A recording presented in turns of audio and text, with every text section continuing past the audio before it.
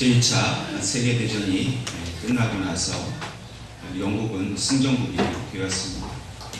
그래서 이 승전한 것을 기념해서 영국 군인들이 개선문을 지나서 영국 여왕이 살고 있는 버킹엄 궁전 앞으로 도열하고 또 행진을 하기 시작했습니다. 승리한 이 영국군이 행진하는 모습을 보고 영국 국왕은 크게 박수를 쳤습니다. 함께한 모든 사람들이 박수를 치며 그들의 승전을 축하하고 있었습니다. 한참 박수를 치고 있는데 갑자기 이 영국 여왕이 자리에서 벌떡 일어나서 더 크게 박수를 치는 겁니다. 왜 그랬는가 하면 그 행진하는 군인들 중에서 부상당한 군인들이 온몸에 붕대를 감고 또는 목발을 짚고 혹은 들것에 들려서 그 영국 여왕 앞을 지나가고 있었기 때문이었습니다. 고대로부터 근대까지 유럽의 많은 나라들은 활발한 정복 활동을 통해서 많은 전쟁을 치루었습니다. 우리가 잘 알고 있는 그 역사의 내용대로 로마의 시저라든지 프랑스의 나폴레옹이라든지 이 유명한 정복자들은 그 승리에서 전쟁에서 승리한 이후에 꼭 그것을 자축하는 행사를 가졌습니다. 그 중에 가장 절정의 행사는 바로 승리한 이 장군과 군사들이 모두 함께 그 왕궁 앞에 세워져 있는 개선문을 지나가는 것이었습니다. 군사들은 그 승리의 개선문을 지나가면서 승리의 노래를 부릅니다. 환호합니다. 비록 부상당하였지만 그러나 그 전쟁에서 살아났고 마침내 승리했다라는 그 기쁨과 그 승리의 감격을 통해서 그들은 그 개선문을 지나가면서 자기 일생의 가장 환호하는 순간을 맞이하게 되는 것입니다. 오늘 우리 이 시대를 살아가는 성도들도 마찬가지입니다. 이 세상의 싸움과 싸워가는 그런 전쟁에서 승리한 군사와도 같습니다.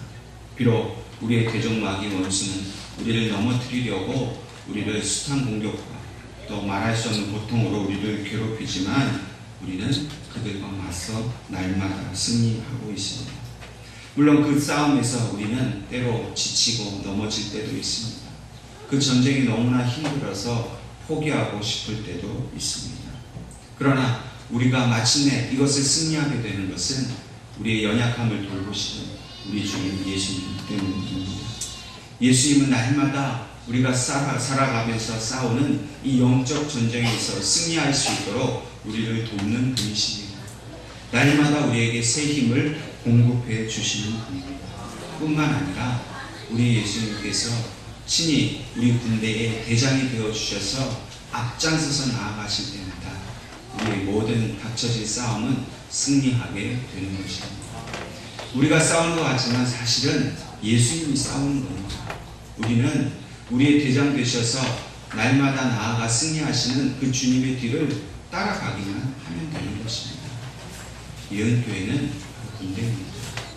하나님께서 이스라엘 백성을 군대 조직으로 만드셔서 그 광야를 지나가게 하신 것처럼 인생이라는 광야를 지나가게 하시는 우리 모든 성도들을 예언교회라는 그런 군대에 우리를 다 편입시키셔서 지휘관 되시고 사령관 되신 예수님을 따라가는 것입니다. 근데 예수님은 백전백승입니다. 여러분, 전쟁에서 백전백승은 거의 있을 수 없는 일이지. 그러나 백전백승하지 않으면 결국 내가 당하고 마는 것입니다. 우리가 예수님을 믿으면 어쩌다가 이기고 어쩌다가 지는 것이 아닙니다. 예수님의 뒤를 잡고 그 십자가를 붙들고 나아가기만 하면 우리는 모든 싸움에서 우리는 승리할 수가 있는 것입니다. 오늘 이 말씀을 통해서 하나님께서는 오늘 우리가 당하고 있는 그 어떤 영적 전쟁에서도 결코 우리는 패하지 않고 예수님을 붙들었기 때문에 모든 전쟁에서 승리하시는 주님과 함께 승리의 감격을 누리게 하실 줄로 믿습니다. 오늘 우리에게 주시는 하나님의 말씀은 예수님께서 이 세상에서 마지막 그 6월절 만찬 석상에서 제자들에게 해주신 말씀입니다. 이 말씀은 이제 요한복음 16장의 마지막 절인데요. 13장부터 16절에 이르는 그 긴 유언의 말씀 중에서 마지막으로 결론적으로 하신 말씀이 바로 오늘 본문의 말씀입니다. 이 본문의 말씀을 통해서 하나님께서는 우리의 그 현실에 대하여 다시 한번 말씀하십니다. 우리의 현실은 어떻습니까? 이 세상에서 참된 평안을 누리지 못하고 살아가는 것을 우리에게 말씀해 주고 있습니다. 여러분 평안하십니까? 여러분들 물질의 삶, 자녀들의 삶, 여러분들의 어떤 계획, 뜻 평안하십니까? 평안한 부분도 있겠지만 대부분 평안치 못한 부분이 많이 있으실 겁니다. 그러나 오늘 주님께서는 분명히 우리가 평안을 누릴 것이다 라고 약속해 주고 있습니다. 그런데 주님께서 약속하신 이 평안의 그 본질을 우리는 잘 이해해야 합니다. 주님께서 약속해 주신 평안은 세상과 다르다라고 말씀을 하고 있습니다. 근데 우리가 바라는 평안은 어떤 평안입니까? 세상의 평안을 바라고 있지 않습니까? 먹는 일이 좀 평안했으면 좋겠다 생각하지 않습니까? 월급이 좀 더 올랐으면 좋겠고 사업이 좀 더 잘 되었으면 좋겠고 그래서 남들보다 돈을 좀 더 많이 벌면 내가 평안할 거라고 생각하지 않습니까? 몸이 좀 이전보다 더 건강하면 내가 평안할 거라고 생각을 합니다. 자녀들이 속썩이지 않고 잘 진학을 하고 취직도 잘해주고 특별히 시집장도 좀 잘해주면 얼마나 평안하겠습니까? 근데 그렇게 평안한 것을 우리가 누리면 진정한 평안이 우리에게 찾아오겠습니까? 주님은 세상이 주는 것과 같지 않다 말씀하십니다. 세상에서 얻는 평안이 진정한 평안이 아니다라고 말씀합니다. 우리가 아무리 물질적으로 부여하고 또 갖출 걸 다 갖추었다 하더라도 예수님이 오늘 본문에서 말씀하시는 내가 주는 평안, 그 평안이 없으면 우리는 마치 전쟁터에 버려진 고아와 같은 외롭고 쓸쓸한 존재가 될 수밖에 없다라고 말씀을 하고 있습니다. 여러분 주님이 정말 우리에게 주고 싶은 평안은 비록 우리가 이 땅에서 물질적으로 육신적으로 다 갖추어져 있다 하지 않더라도 예수님께서 그 품 안을 안아주시는 그 평안을 우리가 갖기를 원하고 계시는 겁니다. 여러분들 정말 주님 안에서 평안하십니까? 날마다 사는 것이 전쟁이고 먹고 사는 일이 힘겨워 죽겠는데도 예수님 품 안에 있으면 주님께서 주시는 그 평안 때문에 여러분은 진정한 평안을 누리고 계십니까? 주님께서 오늘 요한복음 14장 27절에 이렇게 말씀을 하고 있습니다. 평안을 너희에게 끼치는 곧 나의 평안을 너희에게 주노라. 내가 너희에게 주는 것은 세상이 주는 것 같지 않느니라. 너희는 마음에 근심도 말고 두려워하지도 말아라. 주님께서 우리에게 주실 평안은 세상의 것과 분명히 다르다고 말씀하십니다. 그리고 주님의 평안을 주신다 말씀하셨습니다. 여러분 주님의 평안은 그 본질적인 것이 무엇이겠습니까? 여러분 주님은 이 땅에서 평안한 삶을 사셨습니까? 아닙니다. 주님은 머리 둘 것도 없으셨습니다. 가진 것이 아무것도 없었습니다. 자기 집 한 채 없으셨습니다. 뿐만 아니라 제사장들과 바리새인들과 서기관들에게 날마다 핍박을 받으셨고 고난을 받으셨고 질투와 시기를 받으셨습니다. 근데 뭐가 평안합니까? 우리처럼 좋은 집도 없고 먹고 살 것도 없고 늘 남의 집에 다니시면서 구걸하듯이 얻어먹고 다니시는 거예요. 나서기만 하면 수많은 권력자들이 예수님을 공격했는데 무엇이 그렇게 주님이 평안해서 나의 평안을 주겠다라고 말씀하고 계십니까? 주님의 평안은 바로 하나님 아버지의 뜻을 이루는 것이시기 때문에 주님이 평안하시는 거예요. 세상에 아무것도 유익한 것도 없고 세상에 내 머리 둘 것 하나도 없지만 하나님 아버지께서 주신 그 사명을 이루어 가시는 것 자체가 바로 주님의 평안이라고 말씀하시는 겁니다. 그러므로 오늘 하나님께서 우리에게도 그 주님의 평안을 주기를 원하십니다. 우리가 하나님의 말씀을 붙들고 주님의 십자가를 붙들고 살아가야 됩니다. 그래서 하나님께서 너는 이렇게 세상에서 살아라 하신 그 사명을 우리가 붙들고 살아갈 때에 우리의 심령 속에 평안이 찾아오는 줄로 믿습니다. 물질은 아무리 가져도 평안할 수가 없어요. 돈이 많으면 그 많은 돈을 지키기 위해서 더 잠 못 잡니다. 건강하면 그 건강한 대로 세상에 나가 놀고 싶어서 그 평안을 누릴 새가 없어요. 비록 우리가 가진 것이 없다 할지라도 하나님의 말씀이 우리 심령 속에 차고 넘치면 우리 마음은 평안해지는 겁니다. 주님께서 곧 다시 오실 것을 우리가 아는데 이 땅에서 잠시 잠깐 수고하는 것 우리는 얼마든지 이겨낼 수가 있습니다. 주님이 곧 오신다고 생각해 보십시오. 오늘 밤에 오셔서 우리의 모든 상한 눈물을 닦아주시고 우리의 억울함을 다 풀어주시고 우리의 손해본 것 우리가 다 빼앗긴 것 다 회복해 주신다고 생각을 해보십시오. 얼마나 기쁘고 감사한 일입니까? 그렇기 때문에 우리는 주님께서 오시는 그날을 바라보면서 우리에게 하루하루 살라고 명령하신 그 뜻을 이루어가는 겁니다. 내가 오늘도 주님 나라를 위해서 하루를 최선을 다해서 주님 주신 사명을 살았다 하는 그것이 나를 만족해 하고 내 영혼을 평온케 하는 일인 것을 꼭 믿으시기를 주님의 이름으로 축원합니다. 시편 4편에 시편 기자가 또 이렇게 고백하고 있습니다. 주께서 내 마음에 두신 기쁨은 저희의 곡식과 새 포도주의 풍성할 때보다 더하니이다. 내가 평안히 눕고 자기도 하리니 나를 안전히 거하게 하시는 이는 오직 여호와시니이다. 시편 기자도 저희의 곡식과 새 포도주의 풍성함이 나를 평안케 하지 못한다. 오히려 내가 주님이 주신 평안 때문에 내가 편히 잠을 잘 수 있고 하나님의 그 품속에서 안식할 수 있다라고 그가 말을 하고 있습니다.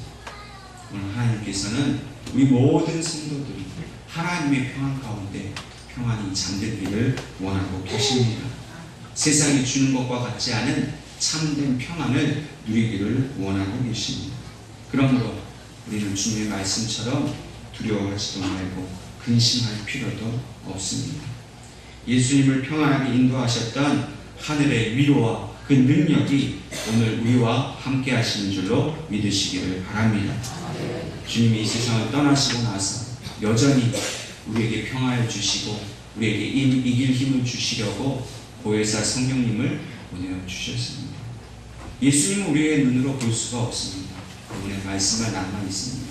근데 그 말씀이 오늘 살아계시는 예수님의 그 참된 말씀이 되게 하시는 것은 바로 보혜사 성령님이 지금 우리와 함께 하시기 때문입니다. 성령님은 우리의 마음을 감동케 하십니다. 우리에게 깨달음을 주십니다. 그리고 우리에게 용기를 주십니다. 그리고 확신을 주십니다. 여러분, 믿음의 용기가 없고 지혜가 없고 깨달음이 없고 의심하고 내가 그렇게 아무것도 알지 못하겠다 라고 생각하시는 분은 성령님께 간구하십시오. 성령님 우리에게 모든 것을 주시는 분입니다. 성령 하나님 외에는 우리를 강건하게 인도할 분이 아무도 없습니다. 사람에게 의지해봐도 그 사람이 우리에게 평안을 주지 않습니다.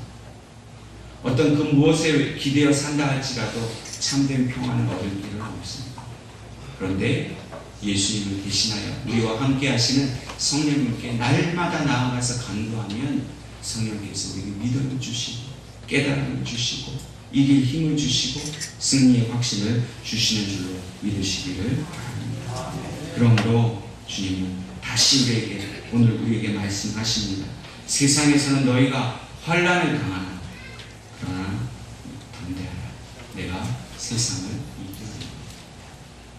여러분, 여기서 중요한 전제가 하나 있습니다. 그것은 바로 우리가 세상에서 환난을 당한다는 겁니다. 세상에 환난이 없다는 말씀을 하지 않으셨습니다. 너희가 분명히 세상에서 환난을 당한다. 그러나 담대하라. 왜냐하면 내가 세상을 이겼기 때문입니다. 왜 우리가 세상에서 환난을 당합니까? 예수님도 우리가 세상에서 환난 당하는 거 인정하셨습니다. 근데 그 이유가 있습니다. 요한복음 15장 18절과 19절 말씀에 주님께서 우리가 왜 환난 당하는지를 말씀하십니다. 세상이 너희를 미워하면 너희보다 먼저 나를 미워한 줄을 알라.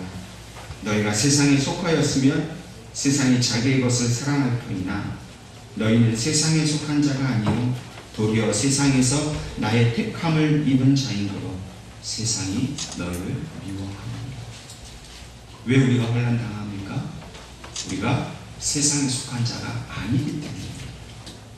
우리가 세상에 속해서 하나님을 떠나서 물질을 쫓아 살고 탐욕을 쫓아 살아가면 세상은 우리를 결코 미워하지 않습니다. 왜? 자기의 것이기 때문입니다. 그런데 세상 가운데서 주님은 우리를 택하셨습니다. 우리에게 죽을 생명을 살 생명으로 바꾸어 주셨어요. 그래서 우리가 이제는 주님께 속해 있게 되니까 세상이 우리를 미워하는 겁니다. 우리에게 환난을 주어서 계속해서 주님을 부인하게 만드는 겁니다. 우리도 그러지 않습니까? 어려운 일이 생기면 하나님을 원망하고 탓합니다. 주님, 내가 이렇게 기도했는데, 내가 이렇게 교회 열심히 다녔는데 왜 저에게 이런 일이 일어납니까? 우리가 그렇게 원망의 말을 뱉는 순간 가장 기뻐하는 존재가 누군 줄 아십니까? 바로 악한 마귀 원수입니다. 그렇지, 잘하고 있어. 예수님께 끊임없이 원망해. 불평해. 교회를 비판하고 목회자를 비난하고 그래서 신앙을 버려. 그리고 나에게 여러분, 우리가 신앙의 회의를 가지고 의심을 가지고 하나님으로부터 멀어지면 마귀는 박수를 칩니다. 아마 우리에게 부자가 되게 할지도 몰라요. 우리의 모든 중한 질병을 다 낫게 해줄지도 몰라요. 여러분, 마귀에게도 그런 기적의 능력이 있습니다. 우리가 잘 되는 것, 건강해지는 것, 그것이 오히려 마귀의 역사일 수도 있습니다. 왜 그렇게 합니까? 우리의 영혼을 빼앗기 위함입니다. 우리가 세상에서 환난 당하는 것을 이상히 여기지 말아야 합니다. 우리가 환난 당하는 건 당연한 겁니다. 예수 믿고 나서 왜 더 어려운 일이 생겼는지 모르겠다 하시는 분들이 계세요. 그건 지극히 정상적인 일입니다. 우리의 영혼이 세상을 섬기다가 하나님을 섬기게 되니까 그 악한 마귀 권세가 우리를 내버려 둘 리가 없습니다. 우리 건강을 치고 사업을 치고 자녀들을 치고, 그래서 예수 믿는 걸 회의하게 만듭니다. 아, 내가 이거 잘못 믿는 거 아닌가? 내가 괜히 내가 하나님 믿는다고 종교를 바꿨다가 더 어려워지는 것 아닌가? 의심하게 만듭니다. 그러나 분명히 기억하십시오. 그것은 마귀의 강요입니다. 거짓입니다. 여러분, 우리가 그 거짓을 우리가 이겨낼 때에 하나님 우리를 도와주십니다. 아니, 그 거짓을 이겨내도록 성령님은 날마다 우리에게 격려하시고 위로하십니다. 조금만 더 참. 환난을 당하지만 두려워하지 말아라. 그 환난은 아무것도 아니다. 여러분들이 지금 당하고 있는 어려움과 그 환난은 아무것도 아닙니다. 우리를 향한 그 악한 영혼들의 심보요, 심술입니다. 그저 우리를 몇 번 걸려 넘어지게 하다가 안 되면 결국 포기할 수밖에 없는 것입니다. 그들이 포기할 때까지, 그들이 졌다 하고 물러설 때까지 우리는 담대함으로 그것을 견뎌야 하는 것입니다. 믿음은 인내의 연속입니다. 왜 기도했는데 이루어지지 않느냐고, 여러분, 한두 번 기도하고 이루어지지 않는다고 하나님을 보는 만큼 그 하나님이 그렇게 시시한 분입니까? 여러분, 우리가 사람에게 간구할 때도 여러 수십 번 찾아가지 않습니까? 여러분, 하나님은 그 인내를 통해서 우리에게 믿음을 가르쳐 주시기 위하여 때로 침묵하기도 하시고 때로 더디 응답하기도 하십니다. 내가 예수 믿고 어려운 일 더 많이 생겼다고, 내 뜻이 속히 이루어지지 않는다고 쉽게 하나님을 버리지 않기를 바랍니다. 우리에게 그런 어려운 일이 생기면 생길수록 우리는 더욱더 담대해야 합니다. 믿음을 지켜가야 하는 것입니다. 그러므로 오늘 우리는 이 담대하라 하신 하나님의 뜻을 우리는 깊이 이해하고 그 말씀에 순종할 수 있기를 주님의 이름으로 축원합니다. 이 담대하라 하는 말씀은 그 원어로 다르세오라는 말입니다. 이 말은 뭐냐면 너 자신의 노력으로, 너 스스로, 네 힘으로 그렇게 담대해라, 이런 뜻이 아니라 내가 너를 담대하게 해줄 테니까 너는 담대하라. 하나님이 우리에게 담대하라 하실 때는 그 담대할 수 있는 능력까지도 주신다는 것입니다. 주님의 담대함을 우리에게 주십니다. 여러분, 주님이 얼마나 담대한 분입니까? 그 십자가의 모진 고난 앞에서 그 골고다 언덕을 올라갈 때 그 수많은 채찍과 그 모욕과 멸시를 주님은 다 겪으셨어요. 여러분, 우리 보고 그 길을 가라 그러면 할 수 있겠습니까? 못 갑니다. 살점이 뜯어져 나가는 그 채찍질을 어떻게 견딜 수 있겠습니까? 주님이 우리의 생명을 구원하시기 위한 그 담대함으로 그 십자가의 고난을 이기셨습니다. 여러분, 우리 죽이겠다고 말만 해도 우리는 두려운데 진짜 그 목과 망치를 들고 와서 예수님의 그 귀한 손과 발에 못질을 할 때 주님이 어떤 마음이 드셨겠습니까? 담대하셨어요. 그 손에 못을 박을 때 그 망치 소리에 주님은 담대하셨어요. 왜? 우리가 받을 영광을 생각하실 때 담대할 수밖에 없었던 거예요. 그 담대함을 우리에게 주신다는 겁니다. 원수가 우리에게 못질을 하려고 할 때에, 원수가 우리에게 창을 들고 찌른다고 할 때에 우리는 아무것도 두려워하지 않을 그 믿음의 담대함을 주님께로부터 얻게 되는 것입니다. 오늘 이 시간 여러분들 심령 속에 어떤 마음이십니까? 오늘 좋은 날이라고 체일대 한다고 옷도 잘 차려입으시고 잘 좋은 날을 보내야겠다 그런 기쁜 마음으로 오셨지만 마음 한켠에는 여전히 불안함이 있지 않으십니까? 아직도 동문제 해결 못했는데, 아직도 애들이 이제 내일 모레 수능인데 내가 이러고 다니거든요. 여러분, 두려운 마음 있지 않습니까? 그러나 성령 하나님께서 이 시간 이곳에 함께 하시기에 여러분들에게 주님의 담대함을 주시는 줄로 믿으시기를 바랍니다. 믿음으로 취하십시오. 믿음 밖에는 그 마음을 얻을 길이 없습니다. 담대하자, 담대하자. 속으로 몇백 번을 세뇌린다고 담대해지지 않습니다. 그러나 주님께서 주실 것을 믿는 믿음만 가지면 나를 온전히 붙들어 주신 그 담대함으로 우리가 충만하게 되는 줄로 믿습니다. 주님은 이 담대할 이유를 또한 설명하고 계십니다. 그것은 바로 내가 세상을 이겼기 때문이라고 말씀하십니다. 주님이 세상을 이겼기 때문에 우리는 질 것을 두려워할 필요가 없다는 거예요. 이러다가 우리 가정 망하는 거 아닌가? 시험 잘못 보면 내 아이가 그 인생 망치는 것 아닌가? 여러분, 두려워하지 말라는 겁니다. 왜? 주님이 이미 세상을 이겼는데, 이미 우리 가정은 믿음으로 승리했는데 왜 지금 눈앞에 있는 당장의 그 문제 때문에 두려워하고 염려하느냐 하는 것입니다. 여러분, 물질의 문제 반드시 승리하게 된 줄로 믿으시기 바랍니다. 여러분들의 자녀들의 앞날 하나님이 반드시 지켜주심을 믿으시기 바랍니다. 왜 그렇습니까? 주님이 세상을 이기셨기 때문입니다. 그런데 오늘 이 주님께서 내가 세상을 이기었노라 하신 말씀의 그 시점을 우리는 다시 한번 살펴보아야 합니다. 주님이 언제 말씀하셨습니까? 십자가를 지시기 전입니까?